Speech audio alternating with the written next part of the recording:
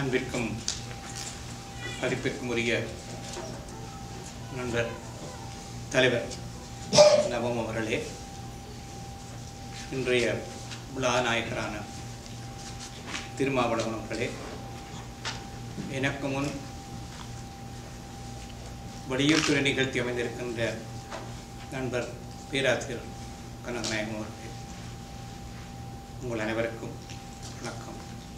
இங்கே வந்திருக்கின்ற உங்களை போன்ற பெரிய சபைக்கு முன்னாலே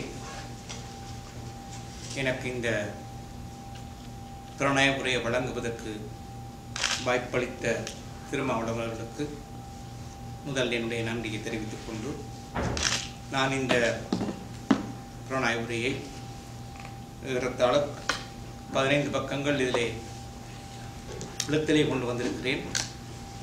இதை மையப்படுத்தி நான் தனியே உரையாற்ற தொடங்கினால் அது ஒரு மணித்தியாலத்துக்கு மேலே போய்விடும் என்று எனக்கு தெரியும். எனவே உங்களிடமெல்லாம் அனுமதி பெற்றுக்கொண்டு நான் இதை வாசிக்க முற்படுகிறேன். அமைதியாக ஆறுதலாக வாசிக்கிறேன். ஒரு 40 நிமிடங்களுக்குள்ளே இயன்றளவுக்கு வெளிப்படுத்த முயற்சிக்கிறேன். திருமாவளவன் கவிதைகள். கனகசிங்கம் கருணாகரன் என்ற இயற்பெயர் தாங்கியவரான திருமாவளவன் அவர்கள் தமிழ் கலை இலக்கியத் துறைகளில் கடந்த ஏறத்தாழ 20 ஆண்டுகளாக தொடர்ந்து இயங்கி வருபவர். பனிவெயல் உழவு, அஃதே இரவு அஃதே பகல், இருள்யாழி மற்றும் முதுவேனில் பதிகம் ஆகிய தொகுதிகளூடாக தமது கவித்துவ ஆளுமையை நமது கவனத்துக்கு இட்டு வந்துள்ள இவர் சேரன், சிவசேகரம், வெங்கட் சாமிநாதன், மோகனரங்கன், ராஜமார்த்தாண்டன் மற்றும் கருணாகரன் ஆகிய சமகால இலக்கியவாதிகளால் தரமான ஒரு கவிஞராக அடையாளம் காட்டப்பட்டவர். இங்கே அதை பற்றி தலைவர் அவர்கள் ஏற்கனவே சொல்லியிருக்கிறார்கள். கனடா இலக்கிய தோட்டத்தின் கவிதைக்கான விருதை 2010ஆம் ஆண்டில் இருள்யாழி என்ற தொகுதிக்காக இவர் பெற்றுக்கொண்டார். ஒரு படைப்பாளியாக மட்டுமன்றி இதழியலாளராகவும் நாடக கலைஞராகவும் கூட திகழ்பவரான திருமாவளவன் அவர்கள் கனடா எழுத்தாளர் ஆணையத்துக்கு சில காலம் தலைமை தாங்கி அதனை வழிநடத்தியவரும் ஆவார். இவ்வாறு கடந்த ஏறத்தாழ 20 ஆண்டுகளாக கலை இலக்கியத் துறைகளில் தேர்ப்பட்டு நிற்கும் திருமாவளவனின் கவித்துவ ஆளுமை தொடர்பான எனது அவதானிப்பு இங்கே முன்வைக்கப்படுகின்றது. அவரது அண்மைக்கால வெளியீடாக அறிமுகமாகும் முதுவேனில் பதிகம் என்ற தொகுதியை முன்னிறுத்தி அமையும் இவ்வுரையானது அவரது ஒட்டுமொத்த கவித்துவ பயணத்தையும் கருத்தில் கொண்டது. அதாவது ஒரு நூலை பற்றிய உரை அல்ல இந்த உரை. அவர் வெளியிட்டிருக்கின்ற 4 தொகுப்புகளையும் உள்ளடக்கிய அவருடைய ஆளுமை பற்றிய பார்வை. கவிதை என்பது ஒரு மொழியின் உச்சநிலை வெளிப்பாடாகும். உரைநடையில் உணர்த்த முடியாததை உணர்த்தும் மன உந்துதலின் விளைபொருடைய கவிதையாகும். உரைநடை பொருளை முன்னிறுத்துவது, கவிதை உணர்ச்சியை முன்னிறுத்துவது. மனகாலத்தில் சொற்களுக்கு வசப்படாத நிலையில் உள்ள உணர்வுகளை இயன்றவரை சொற்களில் வசப்பட வைப்பதான முயற்சியே கவிதையாகின்றது. இத்தொடர்பில் கவிதையின் தனித்தனை பற்றி இன்னொரு அம்சமும் நமது கவனத்துக்குரியது. கவிதை என்பது முற்றிலும் தனிமனித பாங்கானது. கவிதைக்குரிய இந்த அடிப்படைகளை உணர்ந்து தம்மை வெளிப்படுத்தி வரும் பல படைப்பாளிகளில் ஒருவராகவே திருமாவளவன் நமது பார்வை வட்டத்துக்குள் வருகிறார். ஒரு கவிஞனாக திகழ வேண்டும் என்ற தாகம் கொண்டு ஒருவராக அவர் திகழ்வதை இத்தொகுதிகளின் சில கவிதைகள் வெளிப்படையாகவே உணர்த்தி நிற்கின்றன. குறிப்பாக முதுவேனில் பதிகம் தொகுதியில் அமைந்த மறுத்தல் 1 என்ற கவிதை நீ கவிதை கேட்கிறாய் என தொடங்குகிறது. இக்கவிதை அவரது கவிதை மீதான தாகத்தை உணர்த்துவது. அத்துடன் தனிமனித மனச்சான்றின் பிரதிபலிப்பே கவிதை என்பதை அவர் உணர்ந்திருந்தமையையும் உணர்த்தியமைவது. என் சொற்களையும் குரலையும் காலத்தின் கரங்களில் காவு கொடுத்ததன் பிற்பாடு எசமானனின் குரலில் பாட என்னால் முடியாது, வேண்டுமாயின் சற்று அளவு என்ற அடிகளில் அவர் கவிதை பற்றி கொண்டிருந்த உணர்வு மிக தெளிவாக தெரிகிறது. இவ்வாறு கவிதை தாகம் கொண்டவராக திகழ்கின்ற திருமாவளவன் அவர்கள் தமிழ் கவிஞர் வரிசையில் குறிப்பாக புலம்பெயர் படைப்பாளிகள் என்ற அடையாள வட்டத்துக்குள் வருபவர் என்பதை நாங்கள் அறிவோம். இந்த இடத்திலே புலம்பெயர் இலக்கியத்தின் பரிமாணங்களும் அதனூடாக திருமாவளவன் அவர்கள் தருகின்ற தரிசனங்களும் நமது கவனத்துக்குரியன. தமிழின் புலம்பெயர் இலக்கியம் என்பது ஈழத்தமிழ் இலக்கியத்தின் ஒரு நீட்சி என்பதே இன்று வரையான நிலையாகும். தமிழ் இலக்கிய பொதுப்பரப்பிலே புலம்பெயர் இலக்கியத்துக்கு ஒரு தனி அடையாளம் உள்ளது. தமிழக எழுத்துக்களையும் உள்ளடக்கியதான தமிழ் இலக்கிய பொதுப்பரப்பானது சமூகத்தின் சமூக பொருளியல் ஏற்றத்தாழ்வு நிலைகள், பாலின ஆதிக்கம் மற்றும் தலைமுறை மாற்ற வேறுபாடுசார் உணர்வம்சங்கள் முதலியன தொடர்பான பல்வேறு பிரச்சினைகளை உள்ளடக்கியதாக திகழ்வது என்பது வெளிப்படை. இவற்றில் நாம் உள்ளடக்கி இவற்றுக்கு மேலாக சில தனி அடையாளங்களை கொண்டதாகவே புலம்பெயர் இலக்கியம் அமைகின்றது. குறித்த ஒரு வாழ்நிலம் சார்ந்த மக்கள் தம் இருப்பிடங்களை இழந்தும் உற்றார் உறவினர்களை பிரிந்தும் புதிய புகலிடத்தில் புதிய வாழ்வாதாரங்களை நாடுவதான நெஞ்சு நடுக்குறும் பெருவலியே புலம்பெயர் இலக்கியத்தின் அடிப்படையான தனி அடையாளமாக திகழ்ந்து வருகிறது என சுட்டலாம். வேரோடு பிரிங்கி எறியப்பட்ட நிலையில் முற்றுமுழுதான புதிய சூழலில் புதிய நிலத்தில் வேர்கொள்ள முயலும் பயிரொன்றின் பலி சுமந்த இதய துடிப்பின் பதிவு என்பதே புலம்பெயர் இலக்கியம் என்பதற்கான பொது வரைவிலக்கணமாக கொள்ளத்தக்கது. ஏறத்தாழ 30 ஆண்டுகால வரலாறு கொண்ட, அதாவது 80களின் நடுப்பகுதியிலிருந்து இன்று வரையிலான இந்த புலம்பெயர் இலக்கியத்துக்கு இதே துடிப்புக்கு பல பரிமாணங்கள் உண்டு. போர்ச்சூழல் தந்த அதிர்வுகள் மற்றும் புலப்பெயர்வு சார்ந்த அலைவுகள் என்பனவாக வெளிப்பட்டவை ஒரு வகை.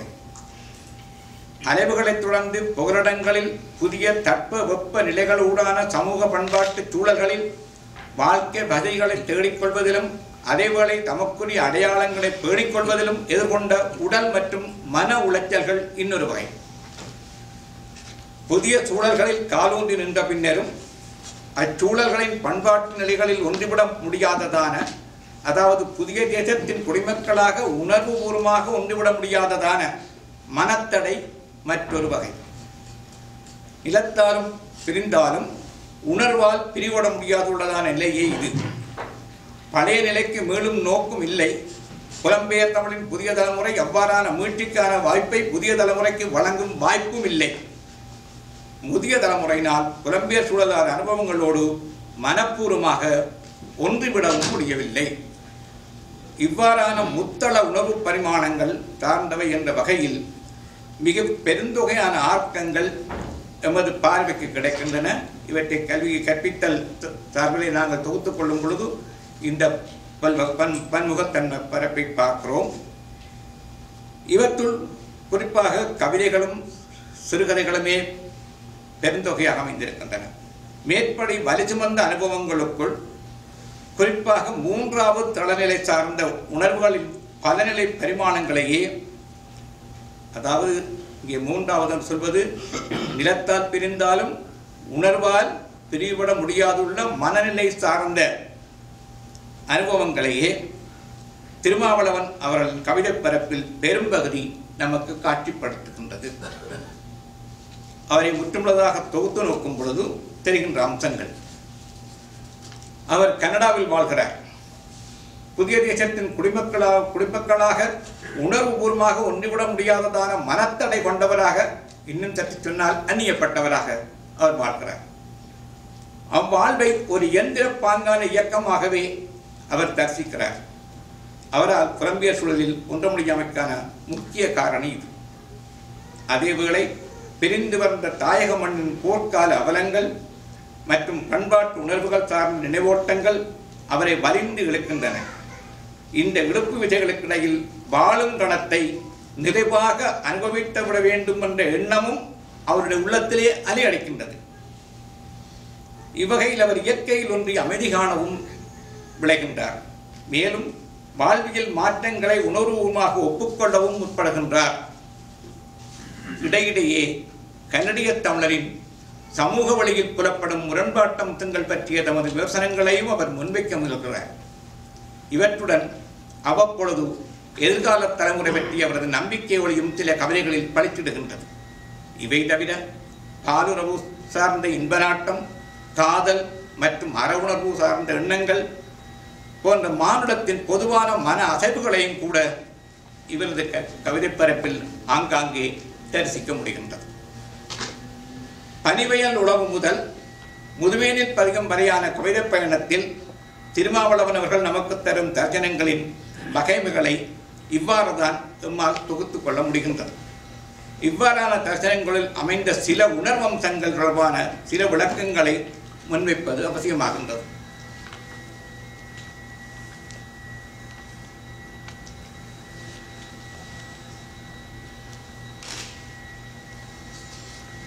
கண்ணிய வாழ்வில் ஒன்றுவிட முடியாத அவரது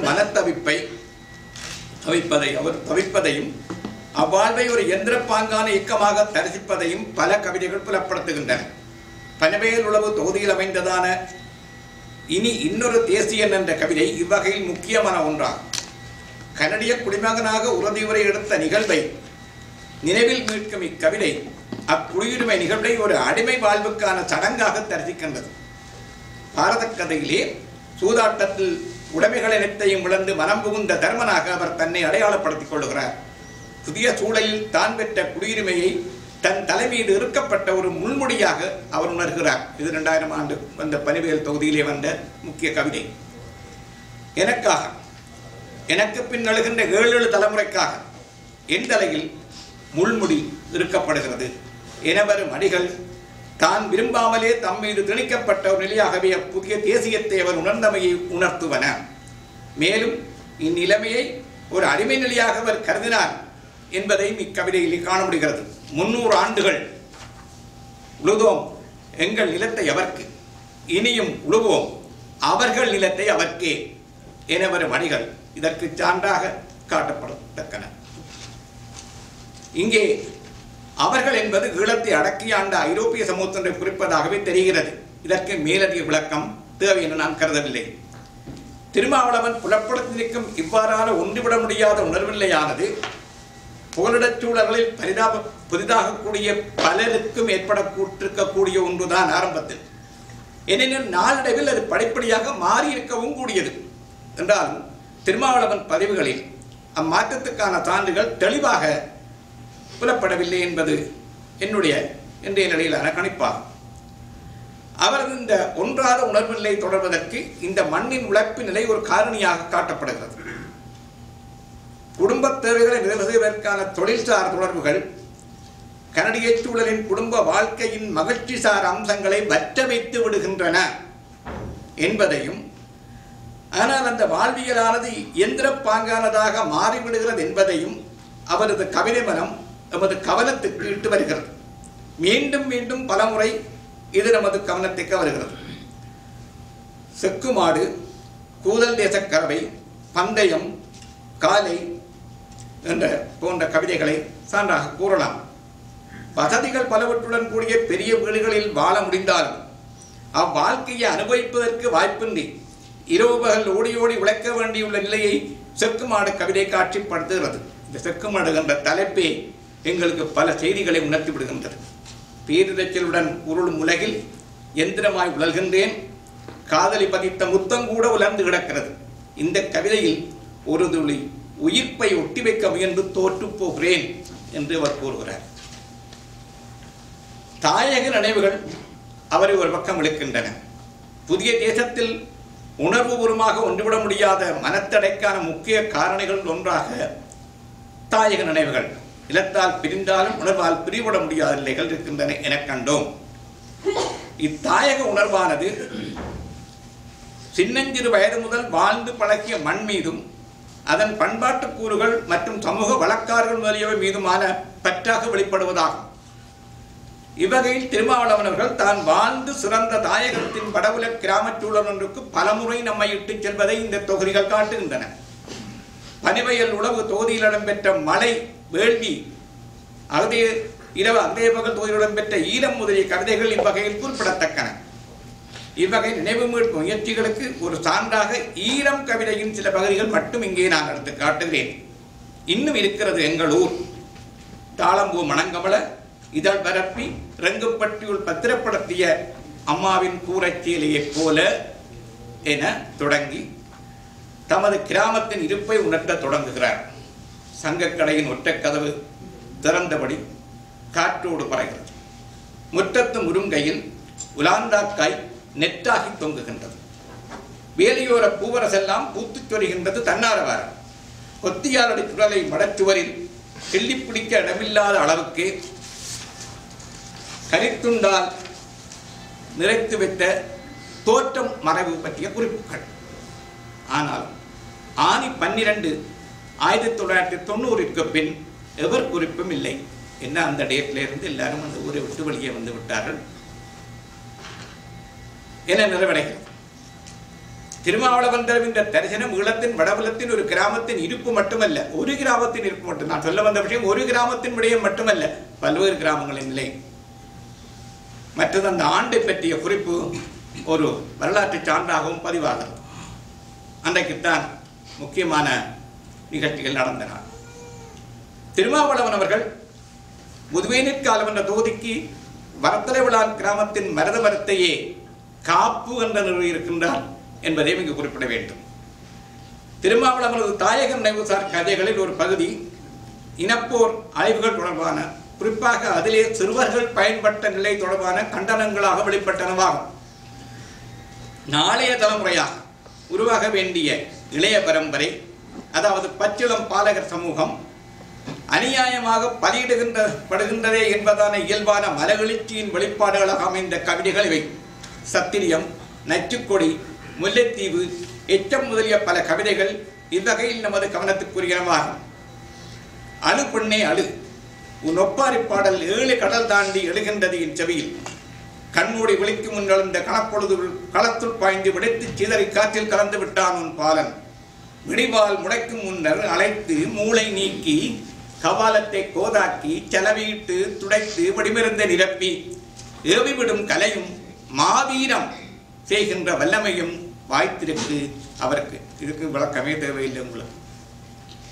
பூரண மன வளர்ச்சி அடையும் முன்பே மூளைச்சலவை மூலம் போர்க்கோலத்துக்கு தள்ளப்பட்ட இளந்தரமுறையினர் பலியாகி வந்த பரிதாபல்லைக்கான ஒரு பதிவு இது. இவ்வாறான கொடுமைகள் தொடர்ந்து வந்த சூழலில் இவற்றை விமர்சிக்கும் அறச்சீற்றமாக வடிவகொண்ட கவிதைகளாகவே மேற்றுட்டிய வகையினை வெளிப்பட்டன என்பது வெளிப்படை. அகதே இரவு அகதே பகல் தொகுதியில் அமைந்த நிலம் என்ற தலைப்பிலான 5வது கவிதை சிறுவர் போராளிகளாக்கப்படும் நடைமுறையை பனைமரத்தின் பாலஜீவி கல்லிறக்கும் முயற்சியாக உருவகிக்க காணலாம். இப்பொழுதும் கூட பதம் பார்த்து கசக்கி எடுத்து காக்கிக்குள் புகுத்தி சீவுகிறார்கள். சின்ன பொடிகள் குருதியில் வேறு கொண்டெழுகின்றது வீரம். இத்தகைய கவிதைகளின் முக்கியத்துவம் என்னவென்றால், இலக்கிய உலகினரில் பெரும்பாலோர் கவனத்தில் கொள்ளாத அல்லது கவனத்தில் கொண்டிருந்தாலும் கூட வெளிப்படையாக பேச முற்பட்டிராத ஒரு அம்சத்தை இவை எடுத்து பேச முற்பட்டவை என்பதே ஆகும். இதற்கான முக்கிய காரணம், போராட்டத்தை மறுதளிப்பவர்களாக தாம் கணிக்கப்பட்டு விடுவோமோ என்ற அச்சநிலையே ஆகும். இத்தகைய அச்சமின்றி அக்கால போராட்டச் சூழலில் அரசியலின் பிடிக்குள் அடங்காது தமது மனச்சான்றுகளை ஆரம்ப காலம் முதல் பதிவு செய்த வந்தவர்கள் மிகச்சிலர்தான். இவர்களில் முக்கியமானவர் திருநாவில் வாழ்ந்த குமார் மூர்த்தி அவர்கள். அவர் முகம் தேடும் மனிதன் ஒரு சிறுக தொகுதியினவர். அதிலே அந்த போராட்ட அரசியலுக்குள்ளே இருந்த முரண்பாடுகளை அவர் வெளியே கொண்டு வர முயற்சித்தார். அரசியலின் அசுரப்படியில் சிக்கொண்டு அல்லவரும் ஈழத்தமிழர் வாழ்வின் அவலங்களையும் கோரங்களையும் தனிமனித குடும்ப சமூக பின்புலங்களின் ஊடாகவும் அவற்றின் உள்ளம்புறமான ஊடுபாவலின் மூலமாகவும் குமார் மூர்த்தியால் வெளிப்படுத்தப்பட்டன என்று அதற்கு பதிப்புரை எழுதிய காலம் செல்வம் அவர்கள் குறிப்பிட்டிருக்கிறார்கள். 2000 ஆண்டு காலகட்டத்திலே எப்படி இந்த உள்முரண்பாடுகள் சில எழுத்தாளர்கள் அளவிலே கொண்டு வரப்பட்டது. அவற்றிலே ஒருவர் கவிஞர் திருமாவளவனின் மேற்குறித்த அறச்சீட்டத்துக்கு கவிஞர் சேரன் அவர்கள் அங்கீகாரம் வழங்கியுள்ளார் என்பதும் இங்கு பதிவு செய்யப்பட வேண்டியது. பனிவேர் உளவு தொகுதியில் அமைந்த சேரனுடைய முன்னுரையிலே இதை பார்க்கலாம். திருமாவளவனுடைய சில கவிதைகள் பலத்த சர்ச்சைக்குள்ளானவை. குறிப்பாக சத்திரியம், முல்லைத்தீவு, நச்சுக்கொடி போன்றவை நமது சமகால அரசியலையும் யுத்தத்தையும் விமர்சிக்கின்றன என சுட்டி, அதனை அடுத்து தொடர்பில் அரசியலாரும் ஊடகத்தினரும் அக்கறை கொள்ளாமல் இருக்கின்றார்கள் என்பதையும் விளக்கிய சேரன் கடைசியிலே சொல்லுகின்றார், இந்த சூழலில் கவிதை கூடாக இத்தகைய விமர்சனங்களை எழுப்புகிற திருமாவளவன் மதிக்கப்பட வேண்டியவர். அதாவது மனச்சாட்சியின் குரலாக கவிதையை அந்த காலத்திலே வெளிப்படுத்தியதனாலே மதிக்கப்பட வேண்டியவர் என்பதை சேரன் அவருடைய முதல் தோல்வி கொடுத்த உரையிலே அழுத்தமாக குறிப்பிட்டிருக்கின்றார். அது மட்டுமல்ல, அது வெறும் உணர்ச்சி சார்ந்த குரல் அல்ல, அவர் ஆவேசத்திலும் கூட அறிவுபூர்வமான அலசலை விலக்கிவிட இல்லை என்பதையும் சேரன் சுட்டிக்காட்டுகின்றார். திருமாவளவன் கவிதை போக்கு பற்றிய பார்வையிலே ஒரு பகுதியை பார்த்தோம். இன்னொரு பகுதி வருகின்றது. கனடிய வாழ்வின் இயந்திர இயக்கம் மற்றும் தாயகம் பற்றிய உணர்வுகளின் இடையிலே தவிக்கும் கவிஞருக்கு வாழும் கணத்தை நிறைவாக வாழுதல் என்பதான உணர்வும் அப்பொழுது ஏற்படுகின்றது. இந்த தவிப்புகளுக்கு இடையிலே இவ்வகையில் குறிப்பாக மீன் குஞ்சுகள் அவருடைய கவனத்துக்கு வருகின்றன. 2 கவிதைகள், ஒன்று கண்ணாடி தொட்டிக்குள் சகல உதவிப்புகளோடும் சிறப்பற்றிருக்கும் மீன் குஞ்சு பற்றியது, இன்னொன்று நீர்நிலை ஒன்றிலே ஆபத்துக்கள் வரப்போவதை எதிர்பார்க்காமல் வாழும் கணத்தை நிறைவாக வாழும் மீன் குஞ்சு பற்றியது. அகதே இரவு அகதே பகல் மற்றும் இருள் யாழி ஆகிய 2 தொகுதிகளிலும் முதலாவதாக வருகின்ற கவிதைகள் இவை. 2லேயும் மீன் குஞ்சுகள் தான் வருகின்றன. ஒன்று சிறுதொட்டி, சுவர்ணான்கும் கண்ணாடி, நற்றி நீக்கி வடிகட்டி நிரப்பிய நீர், 18 தயார் செய்யப்பட்ட உணவு, நேரந்தவராத உபசரிப்பு, சொகுது துறைக்குள் இருந்தே தன் வாழ்வின் துயரை பாடுகிறது மீன் குஞ்சு. மற்றது வெயில் நீர் வற்றி கொண்டே போகிறது, தப்பு தண்ணியில் அள்ளிப்போவதற்கு கரையோடு காத்திருக்கிறான் செம்படவன், நீரடை துலங்கும் திட்டில் ஓடும் மீனோடு ஒரு மீன் பெருமள ஒற்றைக்காலில் தவங்கெடுக்கிறது கொக்கு, எவ்வித சலனமுமின்றி வாழும் இக்கணத்தை நீந்தி துகிக்கிறது மீன் குஞ்சு. இருப்பு என்ற தலைப்பிலான முதலாவது கவிதை சுகத்துறையாகவும், சுயம் என்ற தலைப்பிலான 2வது கவிதை கவலையற்ற இயல்பான தன்னியக்க நிலையாகவும் உணர்த்தப்படுகின்றன. வாழ்க்கை பற்றிய கவிஞரின் நோக்கு நிலைக்கான குறியீடுகளாக இம்மீன் குஞ்சுகளை நாம் கருத முடியுமா? சுகத்துறை என்பதை புகழ நிலையாகவும், ஆபத்துக்கள் மத்தியில் வாழும் கணத்தை நிறைவாக வாழுதல் என்பதை தாயக நிலையாகவும் நாம் கருத முடியுமா? நான் இதற்கு விடை கூறவில்லை, நீங்களே வாசித்து விளங்கிக் கொள்ளுங்கள் வாசகருடைய பார்வையில்.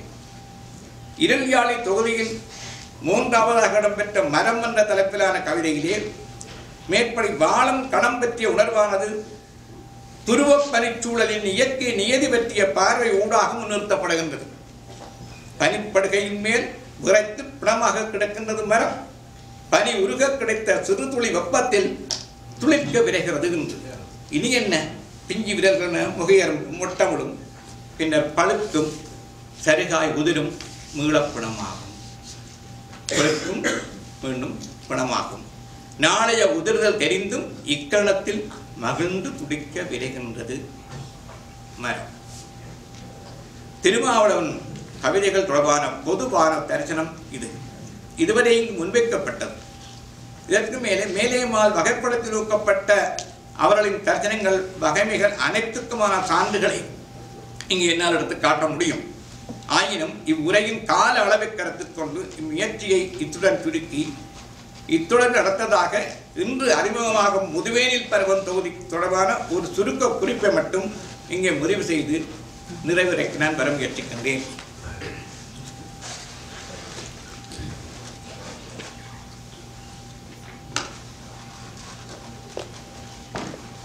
முதுவேனில் பருவம் அதனுடைய தலைப்பினுடைய பொருத்தப்பாடு பற்றி பேராசிரியர்கள் மிக விளக்கமாக எடுத்து பேசியிருக்கிறார்கள்.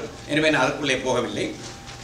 பொதுவாக ஏனைய தொகுதிகளில் புலப்படும் திருமாவளவனுடைய கவித்துவ ஆளுமையின் தொடர்ச்சியையும் வளர்ச்சியையும் இத்தொகுதியில் நாம் தரிசிக்கிறோம் என கூறுவது ஒரு பொதுவான விமர்சனம்.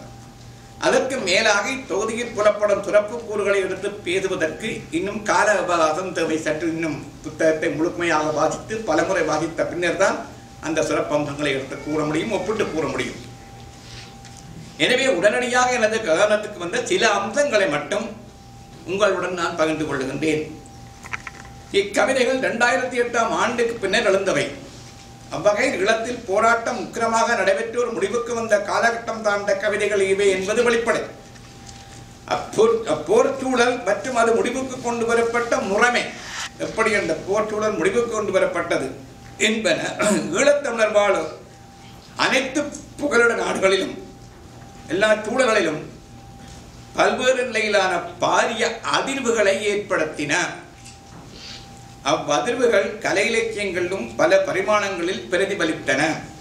திருமாவளவன் கவிதைகளிலும் அப்பிரதிபலிப்புகளை ஆழமாகவே உணர முடிகின்றது.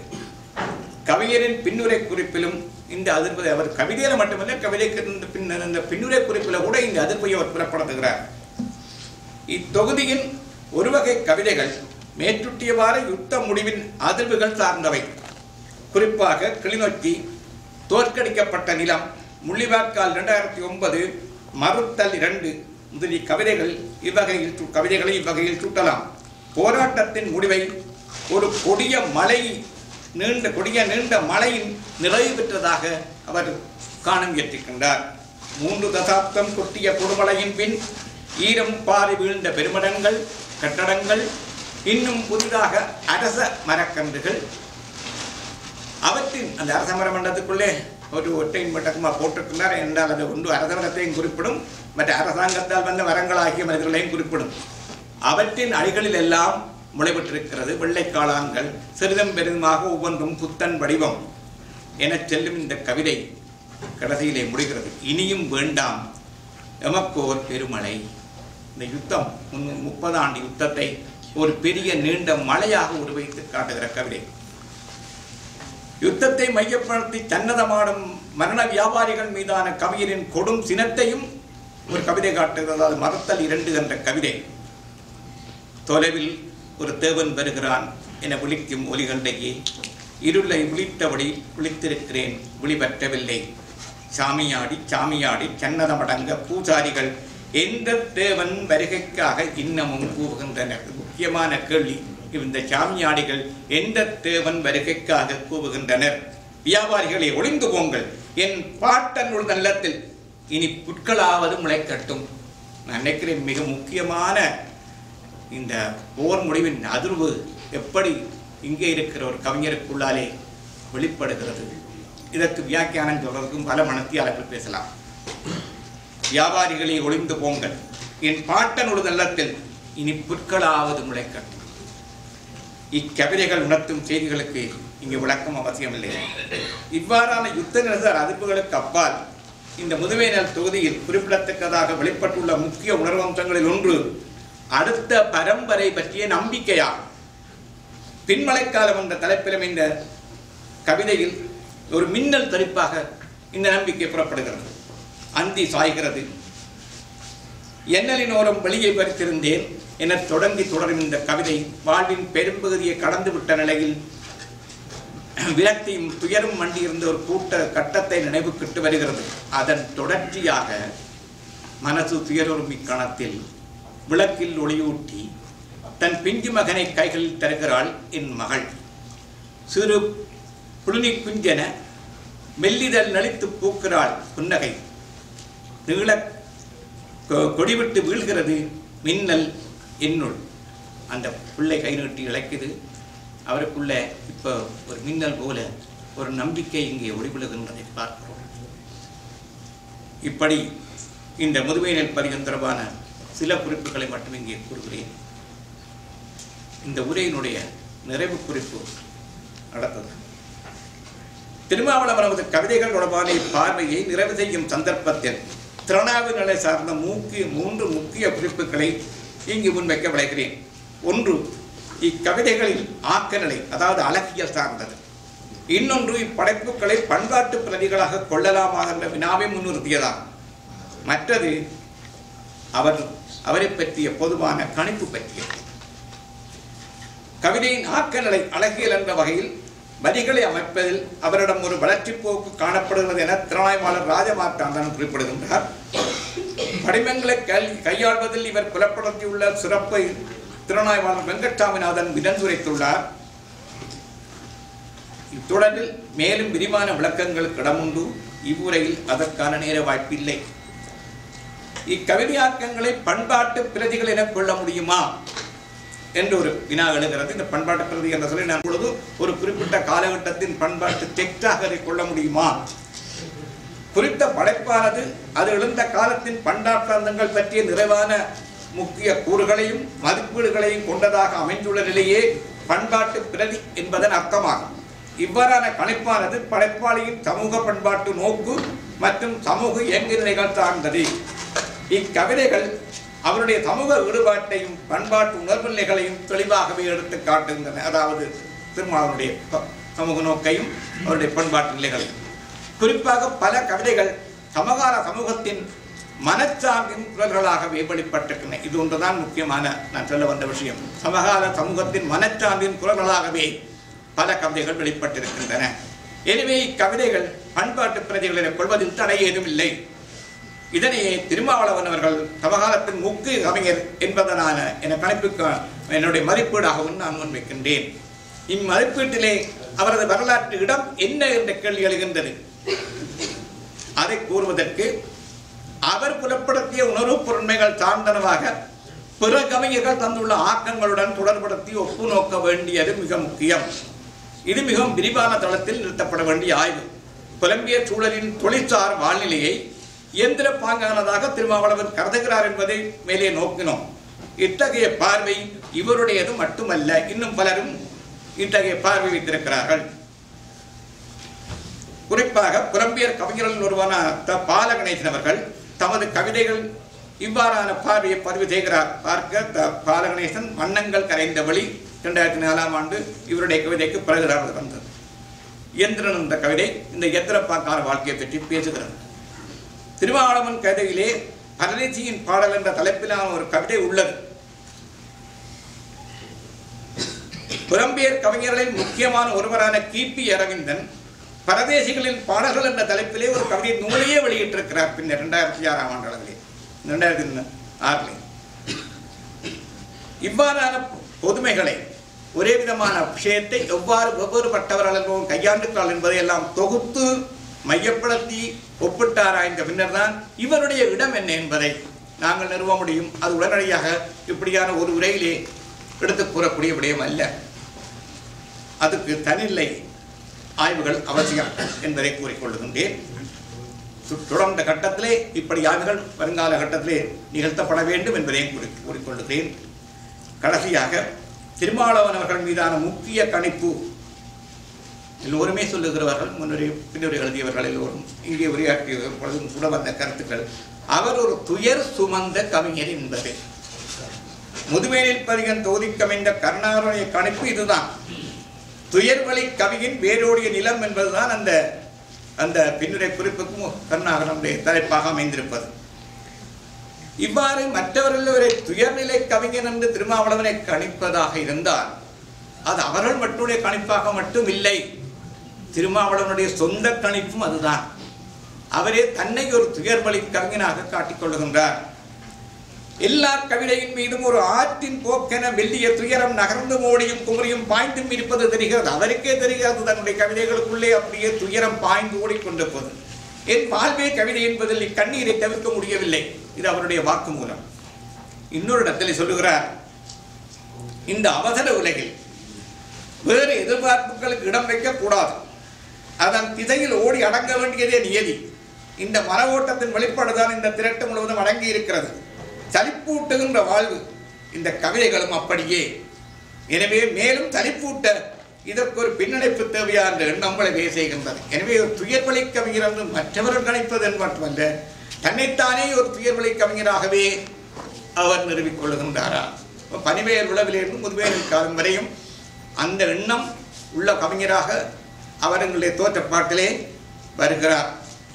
நான் ஒரு நண்பன் என்ற வகையிலேயும் ஒரு திறனாய்வாளன் என்ற வகையிலேயும் இந்த கணிப்பு அவை அவர் மாற்றிக்கொள்ள வேண்டும் என்று நட்புரிமையுடனும் இலக்கிய பார்வை கூடாகவும் கூறிக்கொள்ள விரும்புகின்றேன். இக்கணிப்பு மாற்றப்பட வேண்டியது. எனது அடுத்த கட்ட திருமாவளவனையும் இப்படிப்பட்ட ஒரு துயர்வழி கவிஞராக அவர் தொடர வேண்டும் நான் விரும்பவில்லை. புலப்பேர் வாழ்வானது பனிவேல் உளவுதான் என்று மட்டும் நீங்கள் சொல்ல முடியாது. தாயக வாழ்வு தொடர்பான பல குறைபாடுகள் மற்றும் துன்ப துயரங்கள் என்பவற்றிலிருந்து இந்த புலப்பெயர்ப்பு நம்மை விடுவித்திருக்கிறது என்பதை நாங்கள் நினைவுக்கு கொண்டு வர வேண்டும். பொதுவாக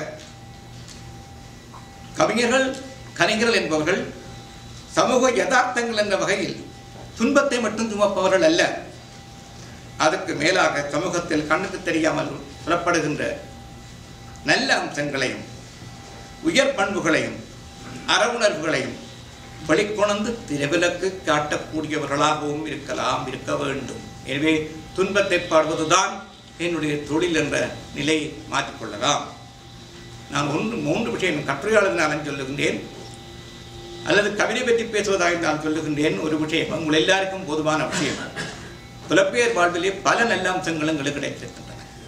முதலாவது விஷயம் நான் சொல்லுகிறேன், நாங்கள் யாழ்ப்பாணத்திலோ அல்ல இந்தியாவில் வாழ்ந்த காலத்தில் ஒரு மூடப்பட்ட சமுதாயத்துக்குள் வாழ்ந்தோம். இன்றைக்கு நாங்கள் திறந்த ஒரு பரந்த சமுதாயத்துக்குள்ளே வந்திருக்கிறோம். என்னத்தால் மூடப்பட்டோம்? சாதியால் மூடப்பட்டோம், சமயத்தால் மூடப்பட்டோம், மற்றும் உள்வட்டங்களாலே மூடப்பட்டிருந்தோம். கல்விசார் சிந்தனைகளிலே டாக்டர் அல்லது இன்ஜினியர் என்ற வட்டத்துக்கு மேலே சிந்திக்க முடியாத நிலையில்தான் யாழ்ப்பாணமோ கொழும்பிலோ தமிழ்நாட்டிலேயோ நாங்கள் இருந்தோம். புலப்பெயர் வாழ்க்கை அப்படி இல்லை. அவனவனுடைய சொந்த திறமையாக வேலை முன்வைக்கிறது. இதெல்லாம் உங்களுக்கு விடுதலை இல்லையா? இந்த விடுதலைகளும் இந்த முன்னேற்றம் உங்களுடைய பிள்ளைகளுக்கும் பேர பிள்ளைகளுக்கும் கிடைக்கின்றன அல்லவா? என்னுடைய மகன், என்னுடைய பேரன் புலம்பெயர் வாழும் பொழுது ஒரு புதிய சமுதாயத்தை நோக்கி போகின்றான் அல்லவா? அந்த இன்பம், அந்த சந்தோஷம் ஏன் திருமாவளவன் போன்ற கவிஞருடைய கண்ணுக்கு தெரியக்கூடாது? பல்லாண்டுகள் உழைத்தாலும் கூட ஒரு வீடு கட்ட முடியுமா யாழ்ப்பாணத்தில்? ஒரு நல்ல புத்தகத்தை இப்படி வெளியிட முடியுமா அங்கே இருக்கிற சம்பளத்தை வைத்துக் கொண்டு? எங்களால் எவ்வளவு அற்புதமாக புத்தகங்கள் அடிக்க முடிகிறது, எவ்வளவு வறுமையான உலகத்திலே தலை சிறந்த வீடுகளை அமைத்து எங்களால் வாழ முடிகின்றது.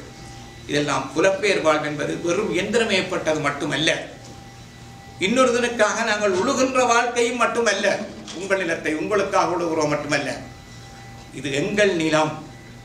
அந்த எண்ணத்தை கொஞ்சம் சிந்திக்க வேண்டிய தேவை திருமாவளவனுக்கு நான் மட்டும் சொல்லவே இல்லை, இங்கே இருக்கின்ற அத்தனை படைப்பாளிகளை சொல்லுகிறேன். நாங்கள் இந்த புதிய நோக்கத்துக்கு மாற வேண்டும். பரந்த உலக நோக்கை முன்வைத்த இந்த புதிய சூழலுக்கு தக்க வகையிலே நாங்கள் மாற்றமடைய வேண்டும். இவற்றை பாசிட்டிவாக எடுத்துக்கொண்டு கனடாவாய் நேசிக்கும் கவிஞனாகவும் திருமாவளவன் மலர வேண்டும். அந்த திருமாவளவனின் சில கவிதைகளில் இதற்கான ஒளிக்கீட்டுகளும் ஆங்காங்கே புலப்படுகின்றன. மரபுகளின் மீதான பற்று எங்களுக்கு புலப்படுகிறது. இங்கேயும் புதிய மரபுகளை நாங்கள் உருவாக்கலாம். இவ்வகை சிந்தனைகளூடாக புதிய திருமாவளவனை வரவேற்கும் ஆர்வத்துடன் விடவிருப்பேன்.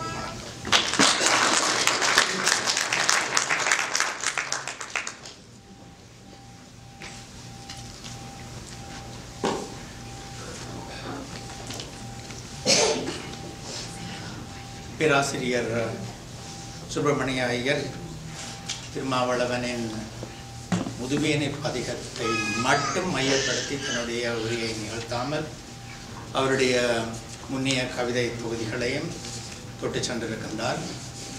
அவருடைய உரையை நாங்கள் கவனித்த பொழுது அது வெறும் நுனிப்புல் மேய்ச்சலாக அதனை கருத முடியாது, அல்லது ஒரு நய உரையாகவோ அல்லது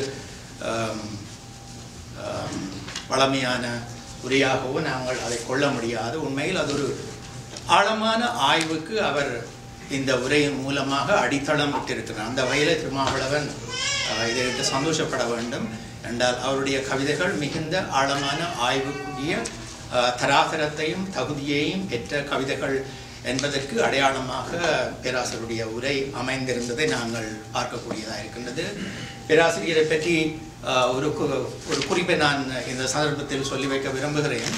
பேராசிரியர் சிவத்தம்பி மறைந்த பொழுது எங்களை சூழ ஒரு பாரிய இடைவெளி எங்களுக்கு நாங்கள் விரும்பாமலோ ஏற்படுத்தப்பட்டு இருக்கின்றது என்பதை நாங்கள் ஏற்றுக்கொள்ள வேண்டும்.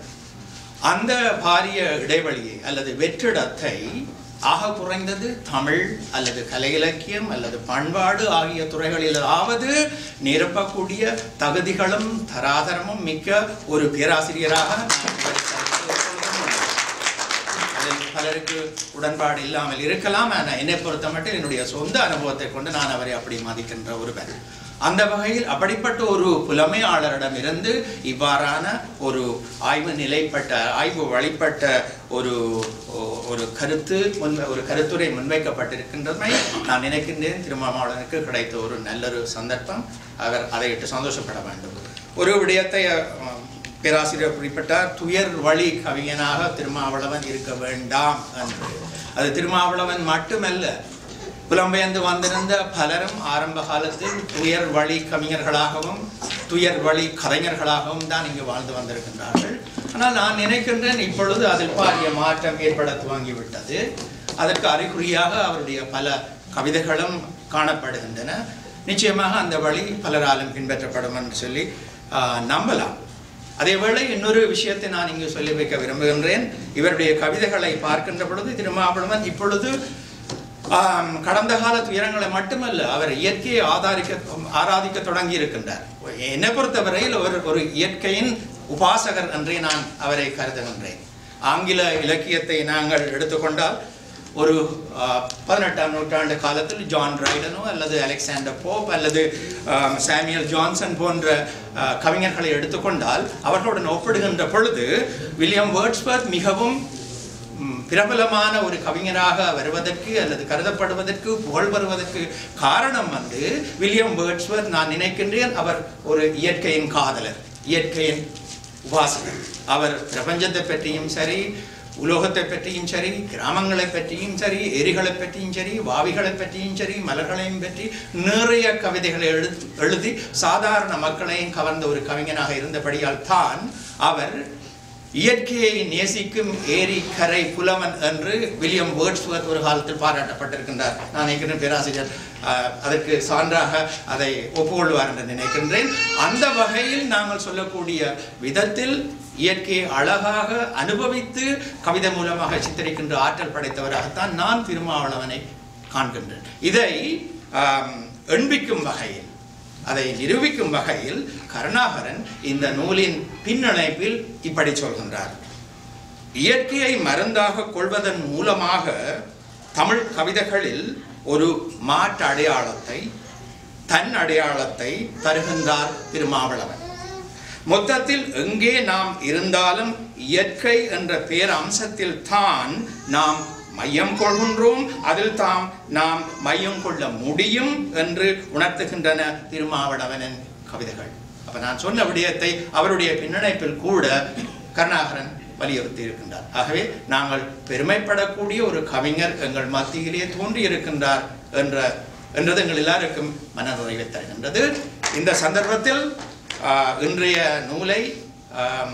நூலின் முதல் பிரதியை, விசேட பிரதியை நாங்கள் ஒரு குறிப்பிட்ட ஒருவருக்கு, முக்கியமான ஒருவருக்கு வழங்க இருக்கின்றோம். அவர் ஒரு பெரிய எழுத்தாளர் அல்ல, அல்லது ஒரு பெரிய ஒரு வர்த்தகர் அல்ல, அல்லது ஒரு பெரிய பிரமுகர் அல்ல. அவர் திருமாவளவனின் ஊர்க்காரர். அவருடைய ஊரில் பிறந்தவர். திருமாவளவன் சிறுவனாக இருந்த பொழுது அந்த ஊரில் கல்லை பிசைந்தெடுத்து, மண்ணை பிசைந்தெடுத்து, அதன் மூலமாக ஒரு நூல் நிலையத்தை நிறுவி, அந்த நூல் நிலையத்தில் ஒரு வந்து நூல்களை படித்து பயனுறக்கூடிய ஒரு சந்ததியை உருவாக்கிய ஒரு பெருமகன் இங்கு இருக்கின்றார். அவர் உருவாக்கிய அந்த நூல் நிலையத்தின் மூலமாகத்தான் திருமாவளவன் வாசிக்க பழகியவர். ஆகவே அதை நன்றியுடன் நினைவுறும் பொருட்டு அவரை இந்த சபைக்கு அழைத்திருக்கின்றார். அவரை கூப்பிட்டு தான் கௌரவிக்க வேண்டும். தனக்கு மற்றவர்களை விட இவர்தான் தன்னுடைய வாழ்க்கையில் இந்த நிலைக்கு காரணமாக இருக்கின்றபடியால் அவரை நான் கௌரவிக்க வேண்டும், பாராட்ட வேண்டும் என்று சொல்லி அவரை இங்கு வரவழைத்திருக்கின்றார். இப்பொழுது சிறப்பு பிரதியை பெற்றுக்கொள்வதற்காக திருமாவளவின் சொந்த ஊரவரான சந்திரன் அவர்கள் இங்கு வருமாறு நான் மிகவும் அன்பாக கேட்டுக்கொள்கின்றேன்.